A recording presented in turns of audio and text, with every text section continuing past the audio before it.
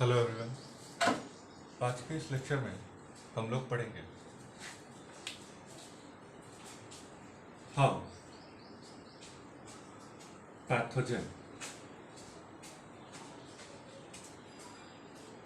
causes disease in plant।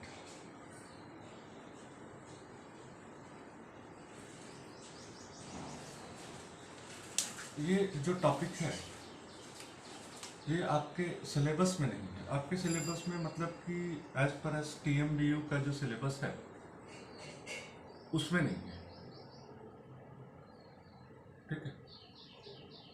क्योंकि हम लोग भागलपुर में हैं और TMBU से पढ़े हुए हम लोग इस सिलेबस को फॉलो करते हैं, बच्चों को भी TMBU के सिलेबस को फॉलो करवाते हैं। तो मुझे क्या लगा कि ये जो टॉपिक है ये आपके सिलेबस में होना चाहिए, ठीक है। क्योंकि बिना इसके आपका सिलेबस अधूरा सा लग रहा है। आपको सारी चीज़ें दे दी गई कि पैथोलॉजी पढ़ना है, डिजीज़ के टाइप्स पढ़ने हैं और ये सारा कुछ पढ़ना है। आपको टाइप्स ऑफ डिजीज़ पढ़ना है, मतलब कौन सा डिजीज़ है, सिट्रस कैंकर पढ़ना है, ये सब कुछ पढ़ना है। बट ये नहीं कहा गया है, ठीक है। ये इससे आपको क्या आंसर मिलेगा, ये बेसिक है, ठीक है। इससे आपको आंसर मिलेगा कि आखिर पैथोजन जो है, हाउ पैथोजन causes disease। कोई भी पैथोजन डिजीज कैसे कॉज कर रहा है प्लांट में, ठीक है। ये आंसर आपको मिलेगा। तो ये बहुत ध्यान देने वाला चीज है कि अगर आप कह रहे हैं पैथोजन कॉजेज डिजीज, कैसे, आखिर वो क्या है, कौन सी ऐसी चीज है जिसको टारगेट कर रहा है। तो आपको सब कुछ पता है, आपको ऑर्गन पता है। अगर हम बोलेंगे क्लोरोसिस तो आपको पता है लीफ में हो रहा है, चलिए ठीक है। अगर हम बोलेंगे रूट विल्ट हो रहा है या रूट रॉट हो रहा है, ऐसा कुछ वर्ड यूज करेंगे तो आप वर्ड के अकॉर्डिंगली समझ जाएंगे कि अच्छा इस जगह पे ये प्रॉब्लम हो रही है, ठीक है। जैसे कि रूट रॉट हम लोग बोलते हैं तो मतलब क्या हुआ कि रूट सड़ रहा है या ऐसा कुछ प्रॉब्लम उसमें आ रहा है। तो सारी चीजें हम लोग ऑर्गन को जान रहे हैं, बट इफेक्ट क्या हो रहा है उस ऑर्गन के इफेक्ट होने से ये नहीं जान रहे हैं। तो यहाँ पर हम लोग इसी चीज के बारे में डिस्कशन करेंगे।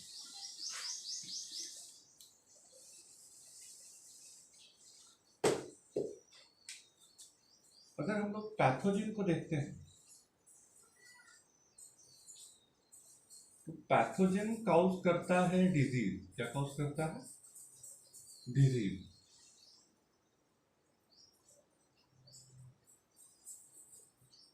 ठीक है, क्या कॉज करता है पैथोजन? ये डिजीज कॉज करता है पैथोजन, जो कि आपका सबसे पहला चीज जो इफेक्ट करता है कोई भी डिजीज, जो सबसे पहला फिजियोलॉजिकल फैक्टर को जो वो इफेक्ट करता है वो है आपका फोटोसिंथेसिस। क्या है? फोटोसिंथेसिस।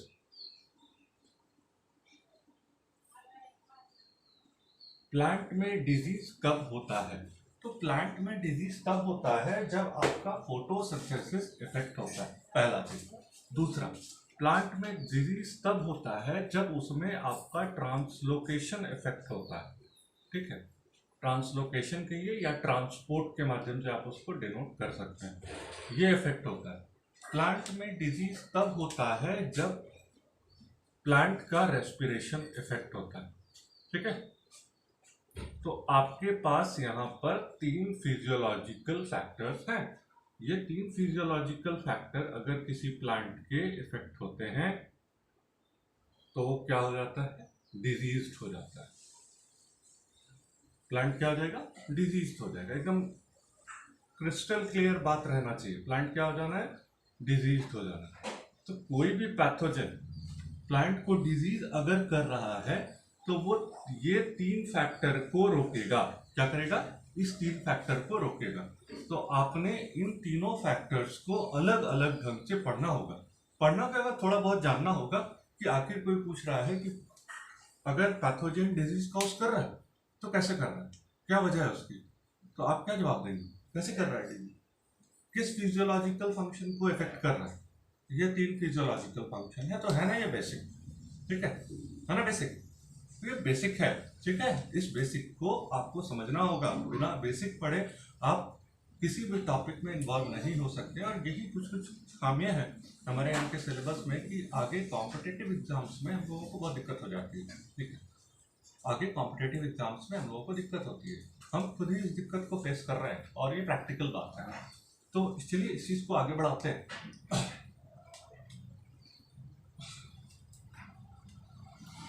सबसे पहला बात, एकदम छोटा सा टॉपिक लेकर के चल रहे हैं, फोटोसिंथेसिस।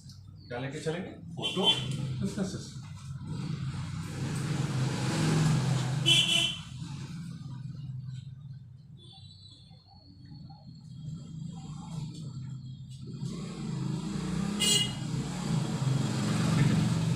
सबसे पहला फिजियोलॉजिकल फैक्टर यही था।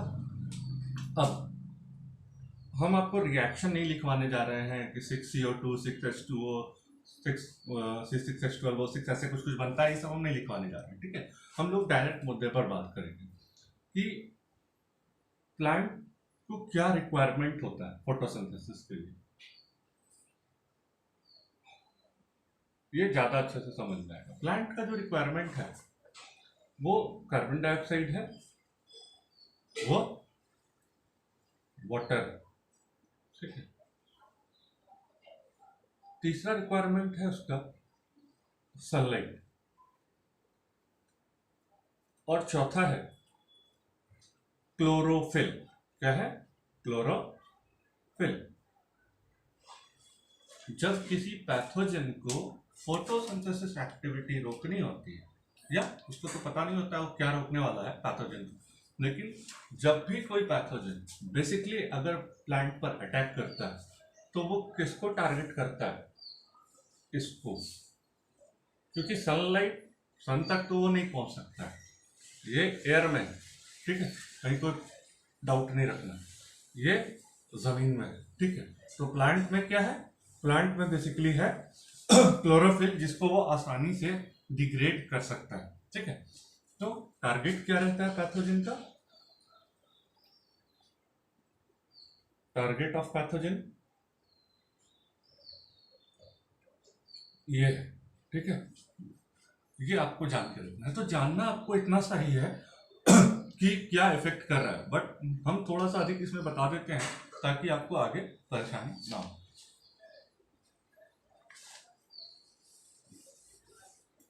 हम लोग क्या देखते हैं कि प्लांट में, किसी भी प्लांट में डिजीज होता है तो एक कॉमन चीज जो दिखाई देता है वो है क्लोरोसिस। क्या है? क्लोरोसिस। दूसरा क्या है आपका? नेक्रोसिस। ठीक है, ये एकदम कॉन्सेप्ट बेस्ड चीज है। अब कोई लीफ है,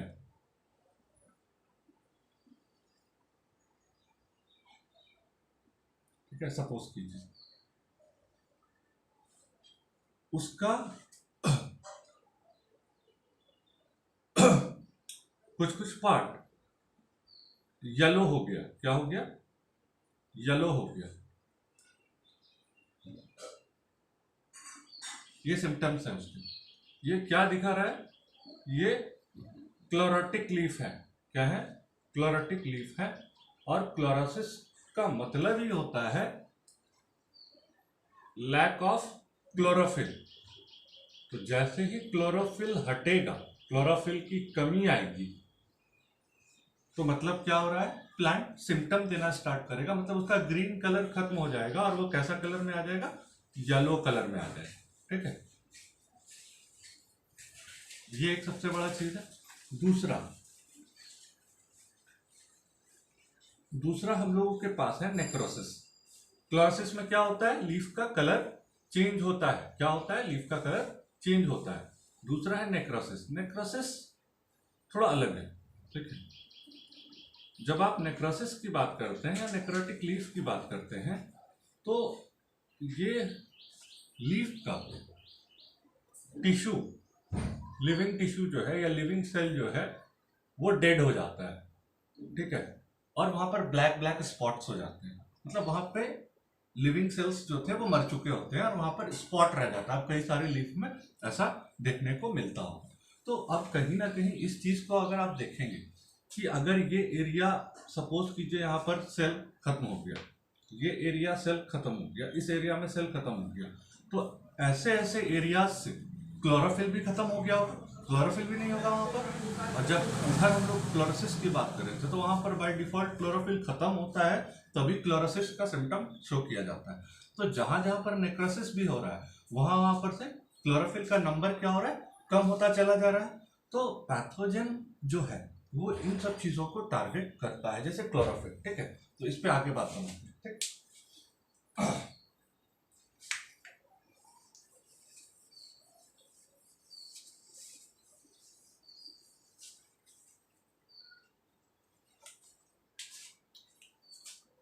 कुछ डिजीज जैसे कि ब्लाइट्स, लीफ ब्लाइट खास करके, या फिर आप कह सकते हैं लीफ स्पॉट,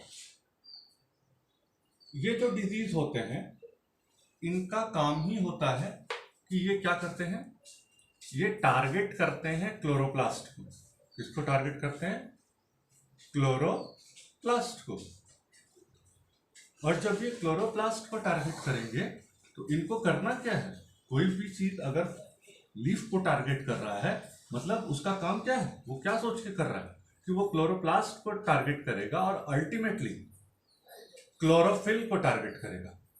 ठीक है, जैसे ही क्लोरोफिल टारगेट हो जाएगा वैसे ही इसका इधर नंबर लो हुआ, उधर आपका रेट ऑफ फोटोसिंथेसिस क्या होगा,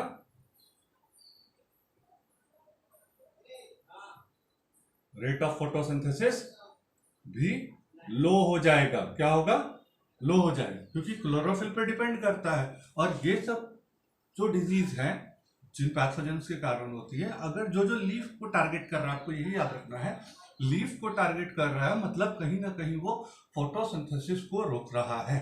ठीक है, सबसे पहला चीज जो आपके दिमाग में आना चाहिए, मतलब क्लोरोफिल उसका टारगेट है, या आप कह सकते हैं क्लोरोप्लास्ट उसका टारगेट है, जिस वजह से फोटोसिंथेसिस रुक रहा है। दूसरी बात क्या होती है कुछ पैथोजन आपका टॉक्सिन भी क्रिएट करता है। कौन सा टॉक्सिन क्रिएट करता है इसके बारे में ज्यादा जानकारी नहीं है, और ना ही इसके फंक्शनिंग के बारे में जानकारी आपको दिखाई देगी। ठीक है, तो ये टॉक्सिन क्रिएट करता है, और ये टॉक्सिन आपका क्या करता है, डिस्ट्रॉय क्लोरोफिल। क्या करता है, डिस्ट्रॉय क्लोरोफिल।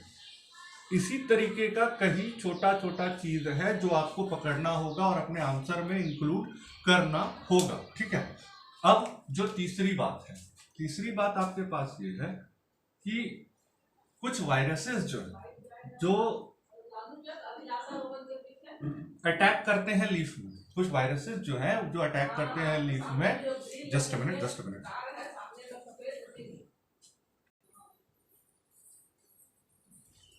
हाँ, तो कुछ वायरसेस जो है वो आपके क्लोरोफिलेज एंजाइम प्रोड्यूस करते हैं। क्या करते हैं, क्लोरोफिलेज, ये बहुत इंपॉर्टेंट बात है। ये क्या करते हैं, कुछ वायरस जो हैं वो आपके क्लोरोफिलेज एंजाइम प्रोड्यूस करते हैं। ये आपका क्या करता है, अब लग रहा है क्लोरोफिलेज नाम है तो ये क्लोरोफिल को अटैक करेगा, बल्कि ऐसा नहीं है। ये करता क्या है, ये स्टार्च मेटाबॉलिज्म को रोक देता है, स्टार्च मेटाबॉलिज्म को स्टॉप कर देता है। ठीक है, तो अब अगर आपके पास ये क्वेश्चन आता है कि स्टार्च मेटाबॉलिज्म से अगर रुक जाता है तो क्या होगा, तो ये जो आपका स्टार्च है ये रिजर्व फूड है। क्या है, रिजर्व फूड है। स्टार्च आपका रिजर्व फूड है। यहां पर बहुत ज्यादा डिटेल में नहीं ले जाएंगे, हालांकि क्रैप एट ऑल की एक रिपोर्ट है, इसमें बताया गया है, अगर आप इसको सर्च भी करेंगे तो आपको पता चल जाएगा कि क्या है।